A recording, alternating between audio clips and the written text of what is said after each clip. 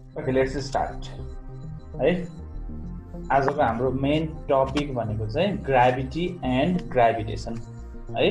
Gravity भनेको के हो, ग्राभिटेसन भनेको के हो भन्ने कुरा यो मेन फर्स्ट च्याप्टर हाम्रो है फिजिक्सको फर्स्ट च्याप्टर। फिजिक्सबाट 23 मार्क्स आउँछ टोटल, तिमीहरूलाई 9 क्लासमै अलरेडी थाहा छँदैछ।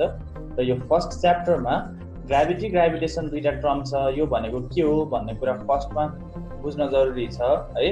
र त्यही अनुसार हामी स्टार्ट गर्छौँ। तर फर्स्टली अहिले यति मात्र चाहिँ याद गरिराख तिमीहरूले, धेरै कुरा केही नभए पनि बाँकी कुरा त म भन्छु। जस्तो यो ग्राभिटी यहाँ है, यो ग्राभिटी भनेको चाहिँ वर्ड अलिकति सर्ट छ, ग्राभिटेसन भनेको वर्ड अलिकति के छ, लङ छ, ओके न।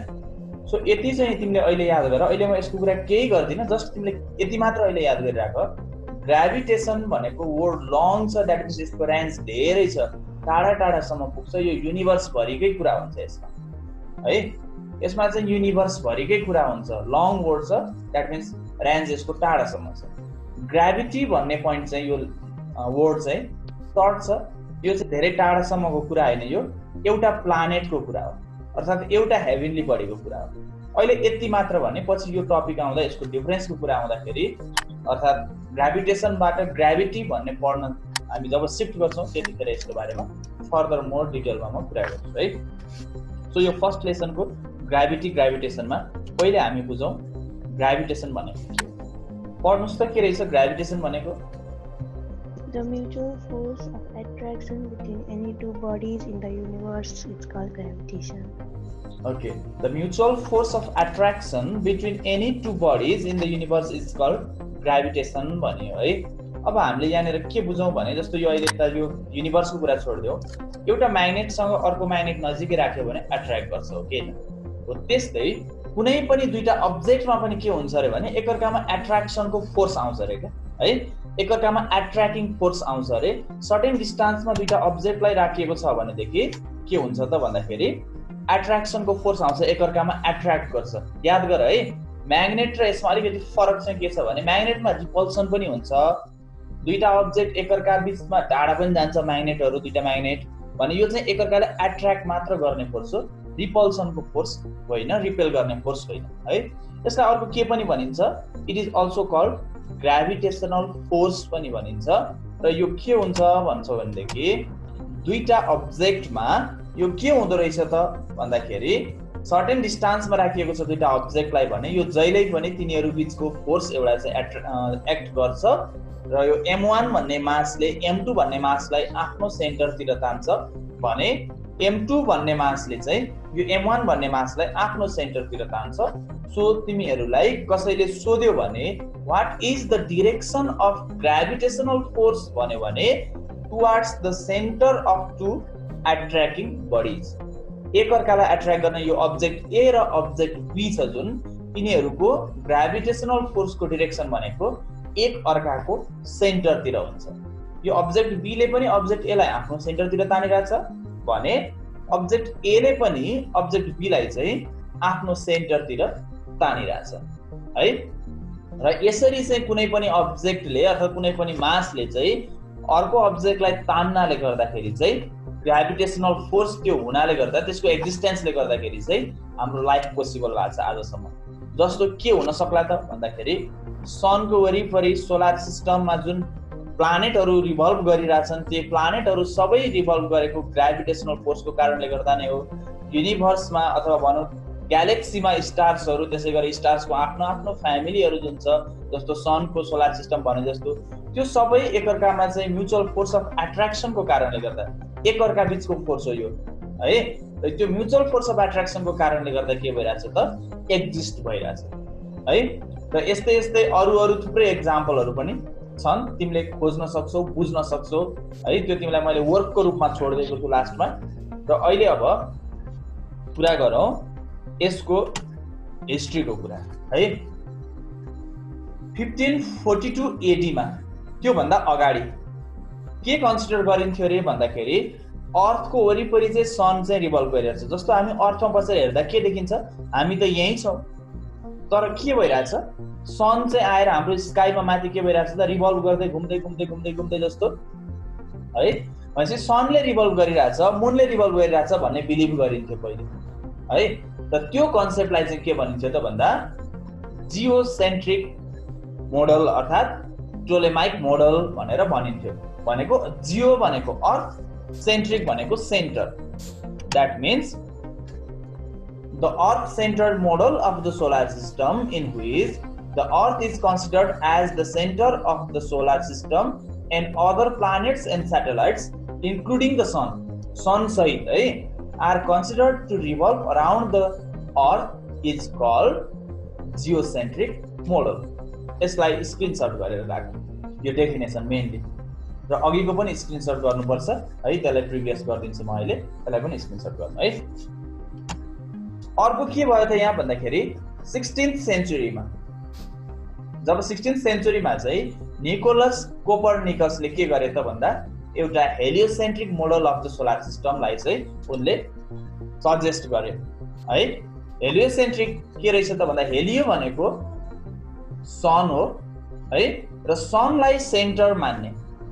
द्याट मिन्स अघि भनेको चाहिँ अर्थलाई सेन्टर मानेर अर्थको वरिपरि अरू रिभल्भ गर्छ भनेको थियो, तर मैले फर्स्टमा के भने सनको वरिपरि सोलर सिस्टमको डिफ्रेन्ट मेम्बर्सहरू रिभल्भ गरिरहेछ भने, भनेपछि यसरी सनको वरिपरि चाहिँ सोलर सिस्टमको डिफ्रेन्ट मेम्बरहरू रिभल्भ गर्ने यो मोडललाई चाहिँ के भनिन्छ त भन्दाखेरि हेलियोसेन्ट्रिक मोडल भनिन्छ। यो दुईटा तिमीहरूलाई 1 मार्क्समा सोध्न सकिने क्वेसन हो, त्यसैले यसलाई तिमीले याद गर्नुपर्छ। यसलाई स्क्रिनशट गरिदियो, यो अघिल्लो आदि मात्र भएको स्क्रिनशटलाई क्यान्सल गर्दा पनि भयो है। स्क्रिनशट भयो?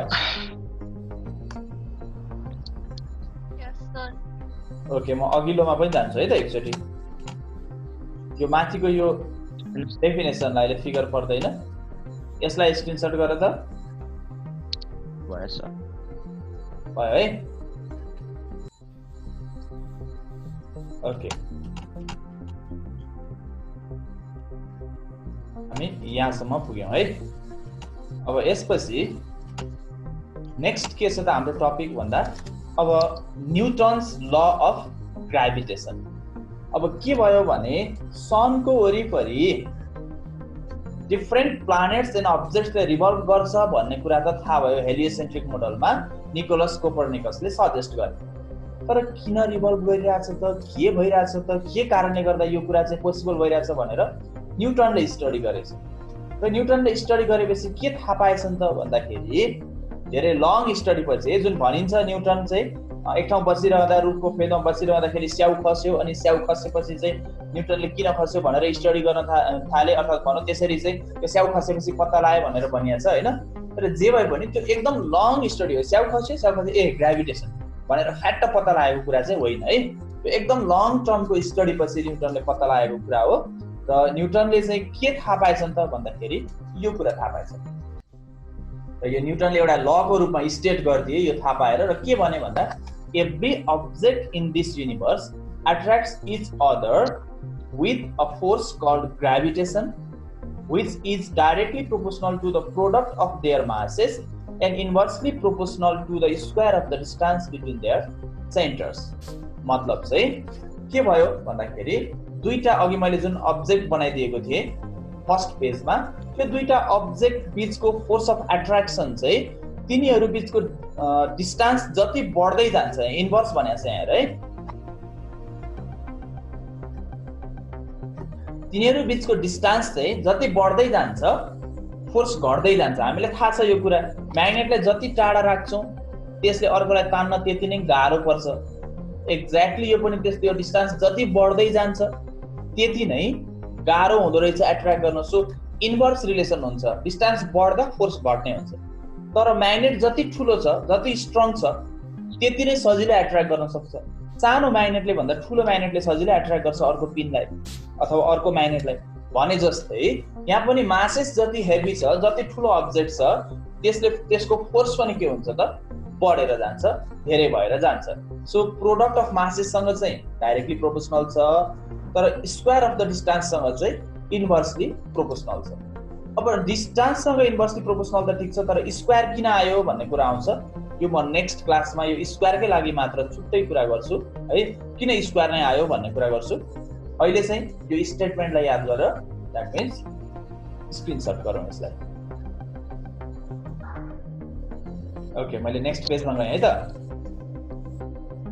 ओके अब म्याथमेटिकल फर्मुलेसन अफ न्युटन्स ल न्युटन्स लको म्याथमेटिकल फर्मुलेसन कसरी चाहिँ म्याथमेटिकल्ली यसलाई फर्मुलेट गर्ने भन्ने कुरा हेरौँ है के रहेछ suppose two objects of masses m1 and m2 attract each other with a force F towards their center अघि भनेको थिएँ मैले एकअर्काको सेन्टरतिर हुन्छ है ग्राभिटेसनल फोर्सको डिरेक्सन भनेको थिएँ याद होला है अब फर्स्टमै भनेको छु सो m1 र m2 भन्ने दुईटा अब्जेक्ट छ तिनीहरूले चाहिँ सर्टेन फोर्स F ले के गरिरहेछ त एकअर्कालाई एट्र्याक्ट गरिरहेछ है दुईटा मासेस भयो A र B जो m1 र m2 छ तिनीहरूको मास भने तिनीहरूको बीचको डिस्टेन्स सपोज d हो भनेदेखि if d be the distance between their center तिनीहरूको सेन्टर बीचको डिस्टेन्स चाहिँ के भयो त d हो दैट मीन्स m1 र m2 भन्ने दुईटा मास बीचको डिस्टेन्स चाहिँ यो के छ त सेन्टरको मास बीचको मासको सेन्टर बीचको डिस्टेन्स चाहिँ m1 and m2 छ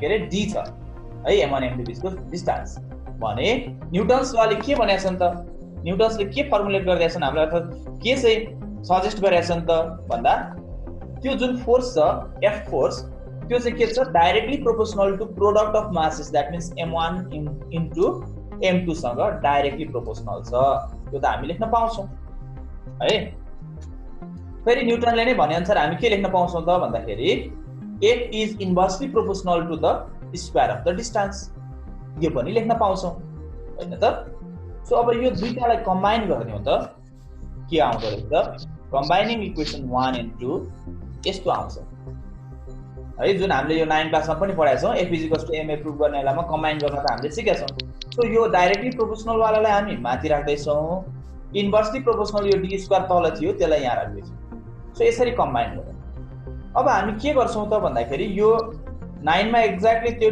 F = kma प्रुफ गरे जस्तै त्यो लेखे जस्तै है यहाँ पनि के गर्छौं त यो प्रोपोर्सनालिटी साइन हटाउँदा यहाँ एउटा कन्स्ट्यान्ट नम्बर हाल्दिन्छौं एउटा कुरा के चाहिँ याद गरौँ भनेदेखि यो फोर्स जुन छ यो फोर्स भनेको यो m1 m2 upon d square को यो यसको भ्यालु बढ्दाखेरि होल भ्यालु है m1 m2 upon d square को यो होल भ्यालु बढ्दै जाँदा माथि बढ्दै जाँदा फोर्स पनि बढ्छ र यो m1 m2 upon d square को भ्यालु घट्दै जाँदा फोर्स पनि घट्छ तर एक्ज्याक्टली इक्वल चाहिँ होइन डाइरेक्ट रिलेसन छ यो m1 m2 upon d square को यो सिंगल भ्यालु सँग डाइरेक्ट रिलेसन छ तर यसलाई इक्वल भन्न चाहिँ मिलेन सो इक्वल के गरी बनाउने त भन्दा यहाँ एउटा के गर्छौं त भन्दाखेरि यसलाई चाहिँ यो प्रोपोर्सनल साइनलाई चाहिँ इज इक्वल्स टु बनाउनलाई यहाँ एउटा कन्स्ट्यान्ट नम्बर हाल्दिन्छौं त्यो कन्स्ट्यान्ट नम्बर हो g क्यापिटल G भनेर हामीले राख्यौं है यो g भनेको के हो त प्रोपोर्सनालिटी constant हो है where g is the proportionality constant called universal gravitational constant whose value that means its value in SI system is कति रहेछ पढ त कति छ 6.67 into 10 to the power minus 11 Newton metre square per KG square यो unit निकाल्ने र यो भन्नुको मिनिङ के हो भन्ने कुरा चाहिँ म अहिले एकछिनमा कुरा गर्छु यो है यो भ्यालु एकदम इम्पोर्टेन्ट छ याद गर्नुपर्छ र यसको युनिट पनि याद गर्नुपर्छ है यसलाई स्क्रिनशट गर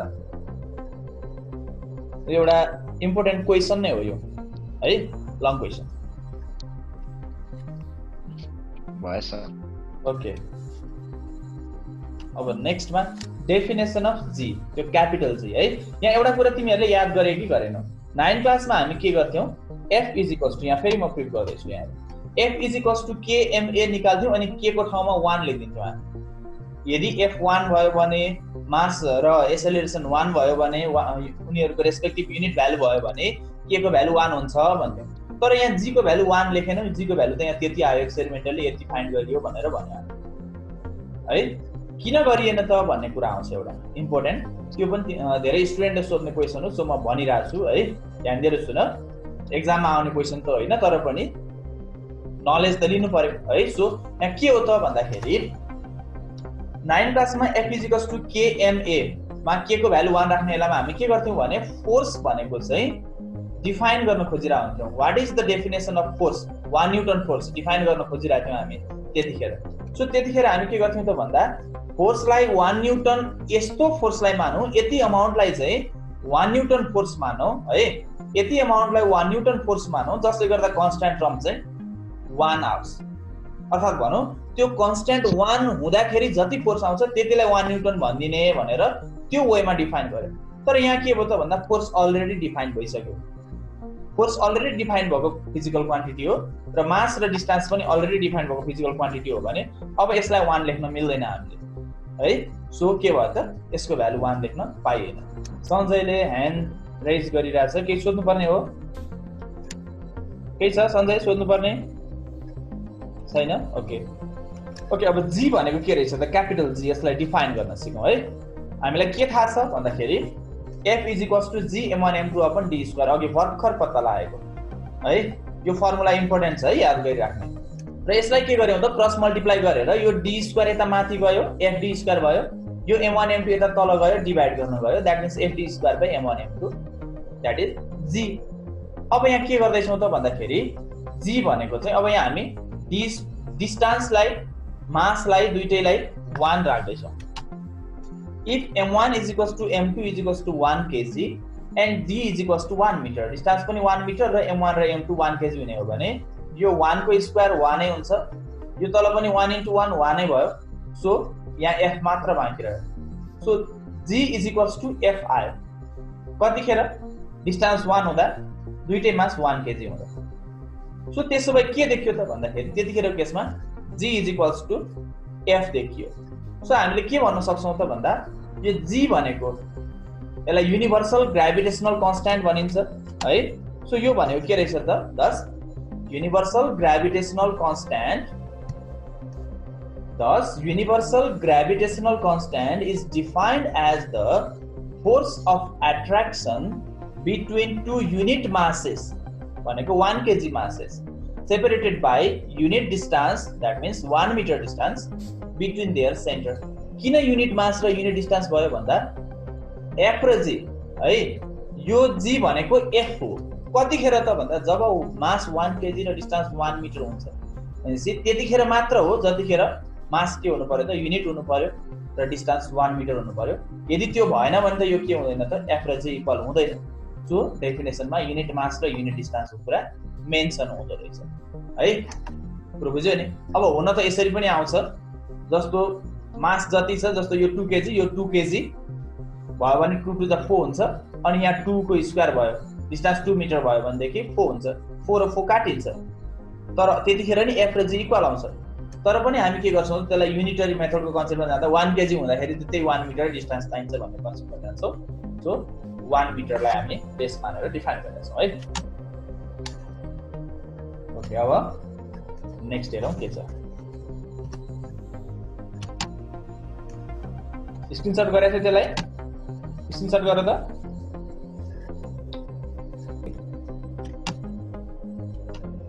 अब g को युनिट को कुरा गरेको थिएँ अघि मैले। युनिट कसरी आउँदो रहेछ यहाँ हेरौँ।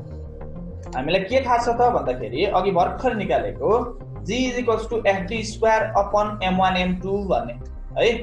g = fd² upon m1 m2।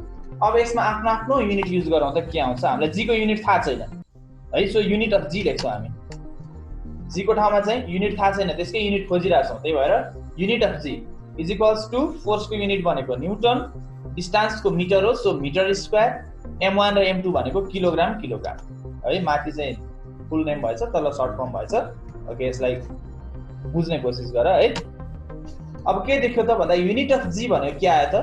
Newton, माथि मिटर स्क्वायर, तलपट्टि किलोग्राम किलोग्राम भने KG square. So thus the unit of g is Newton metre, यहाँ छुटेछ है, न्युटन मिटर स्क्वायर है त, यहाँ मिटर मात्र भएछ, न्युटन मिटर स्क्वायर। ल यहाँ स्क्वायर राख्ने है, Newton metre square slash KG square. यहाँ स्क्वायर राखेर सार्ने। यसलाई स्क्रिनशट गरेर त यो स्क्वायर हुन्छ है। भयो? स्क्रिनशट भयो है? ओके, अब यसलाई मैले नेक्स्ट गर्ने है त।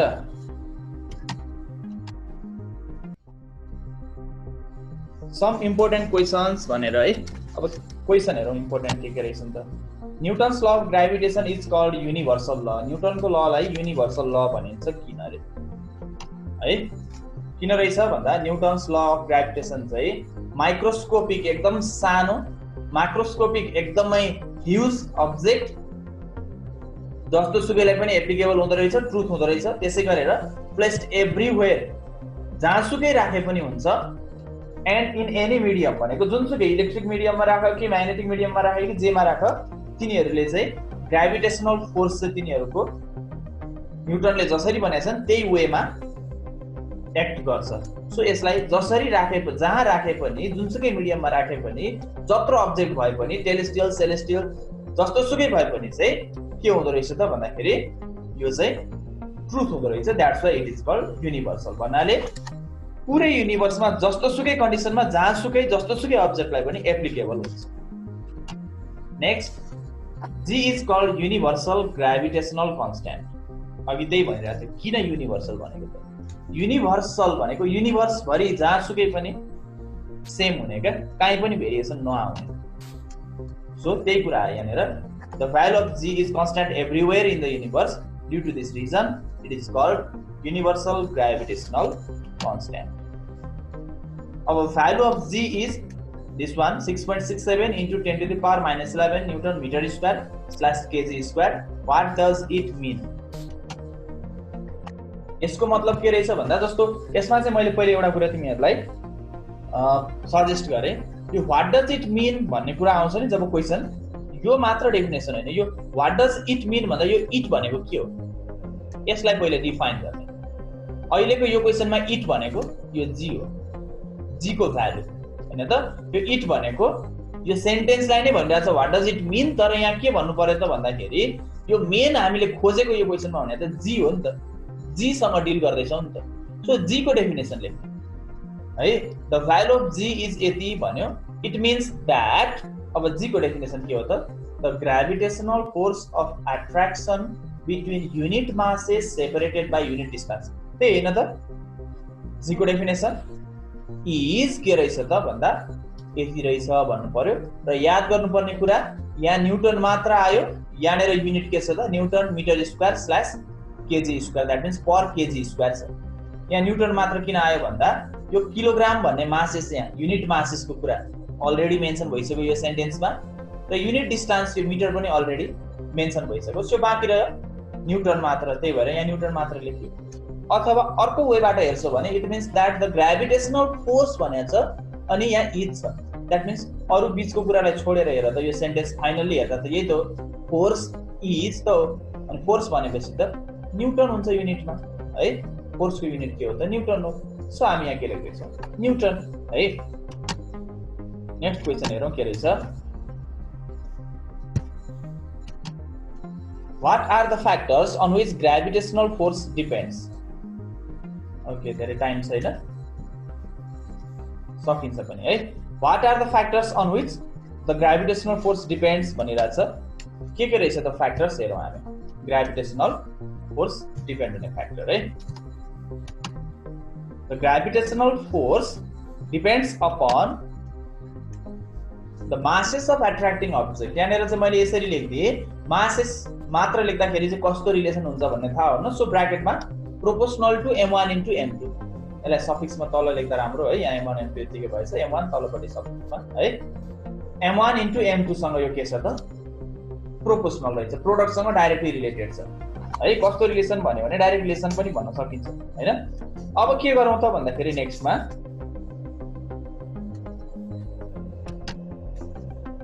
Distance between centres of the bodies, त्यो एट्र्याक्टिङ बडीको डिस्टेन्ससँग पनि के छ त? डिपेन्ड हुन्छ। कस्तो रिलेसन भन्दा इन्भर्स रिलेसन, त्यसैले 1/d² भन्ने आयो है। यो दुईटा पनि के हो त भन्दा ग्राभिटेसनल फोर्स डिपेन्ड हुने दुईटा फ्याक्टर हो है। यो पनि क्वेसन सोधिन्छ, यसलाई एकचोटि स्क्रिनशट गरिदियो त।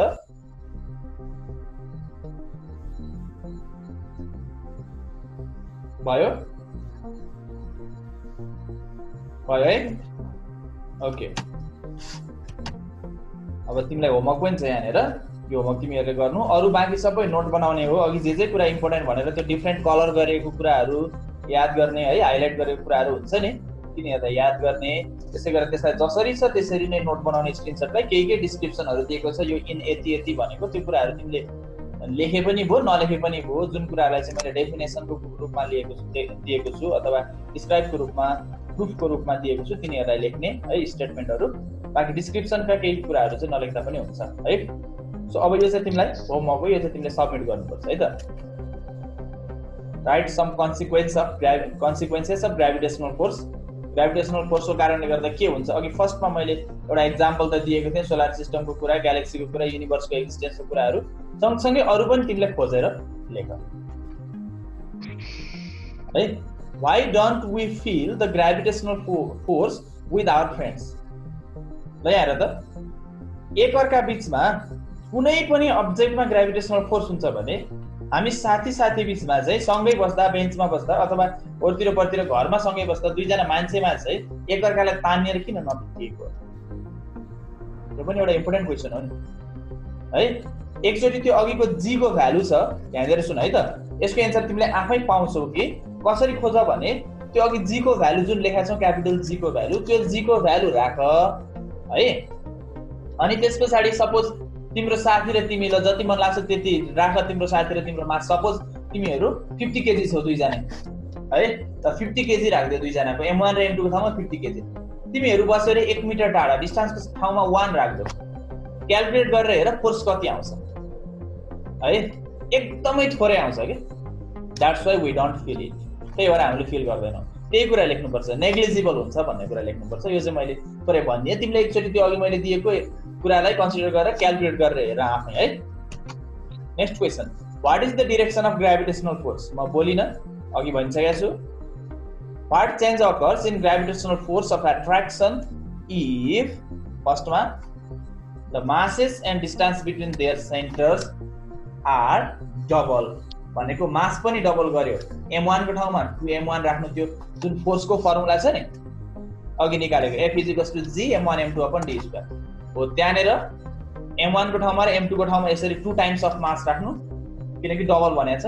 डिस्टेन्सको ठाउँमा नि 2d राख्नु र d² को ठाउँमा 2d को होल स्क्वायर राख्नु। कति आउँदो रहेछ? अघिल्लो फोर्स भन्दा पछिल्लो फोर्स कति बढ्छ ट्राई गर।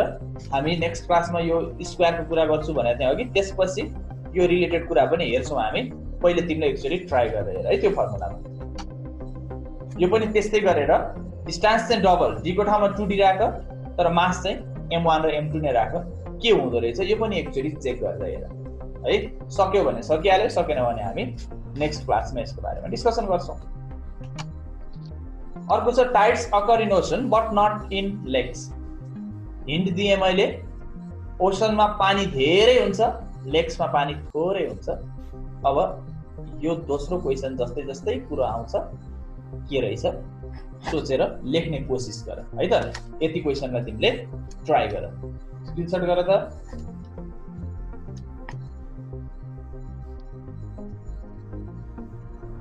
भयो? छैन सर। ओके, हाम्रो क्लास यति हो आजको। अगाडिको नोट बनाऊ, त्यस पछाडि यसलाई तिमीले अब अर्को क्लास हुने बेलासम्ममा कम्प्लिट गरेर बुझाउने है त। Okay, thank you.